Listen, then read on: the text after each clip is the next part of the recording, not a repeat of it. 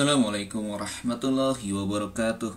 Selamat datang di Santri RJ. Di antara keutamaan mengaji kitab hadis adalah kita dapat melihat kehidupan Nabi Muhammad SAW secara utuh, mulai dari kehidupan beragama, sosial, budaya, bahkan bentuk fisiknya.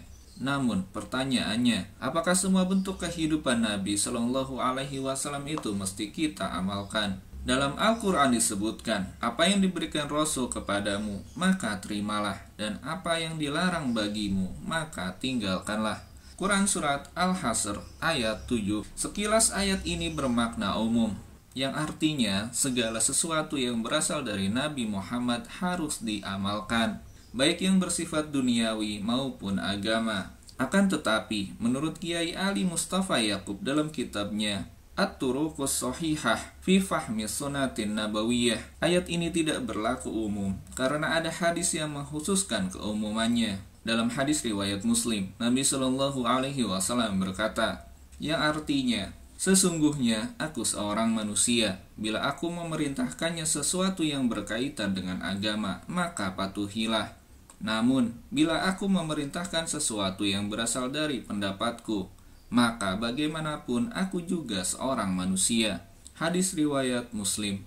Berdasarkan hadis ini, Imam Muslim Sahih Muslim memberi judul salah satu babnya dengan redaksi, yang artinya, kewajiban mengikuti perintah Rasul selama berkaitan dengan syariat, bukan sesuatu yang berkaitan dengan hal keduniawian yang berasal dari pendapat pribadi beliau. Dari kalimat ini dapat dipahami, tidak semua sesuatu yang berasal dari Nabi mesti diamalkan. Karena bagaimanapun beliau juga manusia yang memiliki pandangan pribadi, tinggal di sebuah komunitas yang memiliki sistem sosial dan budaya sendiri.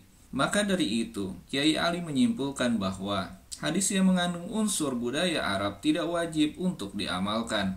Sebagai orang yang menganggap bahwa jenggot identik dengan Islam, sehingga ada kesan tidak sempurna keislaman seseorang bila tidak berjenggot. Karena mereka meyakini Nabi Shallallahu Alaihi Wasallam berjenggot dan kita harus menirunya. Selain itu, ada hadis yang bersumber dari Ibnu Umar bahwa Nabi Shallallahu Alaihi Wasallam bersabda, yang artinya, potonglah kumismu dan biarkan jenggotmu panjang. Hadis riwayat Muslim. Dalam hadis lain disebutkan, yang artinya, berbedalah dengan orang musyrik. Potong kumismu dan biarkan jenggotmu panjang. Hadis riwayat Muslim.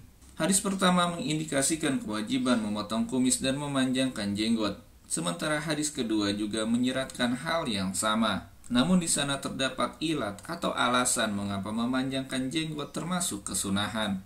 Menurut Kiai Ali Mustafa, hadis tidak dapat dipahami sepotong-sepotong dan antara hadis dapat saling menafsirkan antara satu sama lainnya. Terlebih lagi, terkadang dalam satu tema yang sama, ada hadis yang diriwayatkan secara utuh dan ada yang tidak utuh. Karenanya hadis yang redaksinya utuh seharusnya menjadi acuan untuk memahami hadis yang tidak utuh.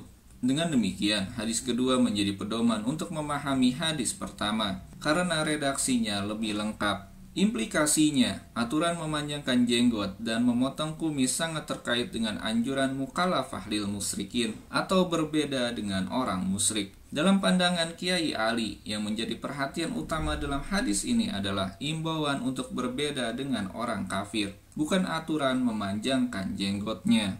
Akan tetapi perlu digarisbawahi, perintah Nabi Shallallahu Alaihi Wasallam agar berbeda dengan orang kafir ini sangat terkait dengan konteks peperangan, supaya bisa membedakan mana pasukan musuh dan umat Islam pada waktu perang. Perlu diberikan simbol dan tanda pada masing-masing pasukan. Di antara tandanya adalah jenggot. Karena itu, makna hadis ini tidak relevan dengan sendirinya pada masa sekarang. Dalam konteks dunia modern, jenggot tidak lagi menjadi simbol pembeda antara pasukan muslim dan musuh. Selain itu, sebagian negara yang dihuni umat Islam, mereka dapat hidup berdampingan dengan non-muslim.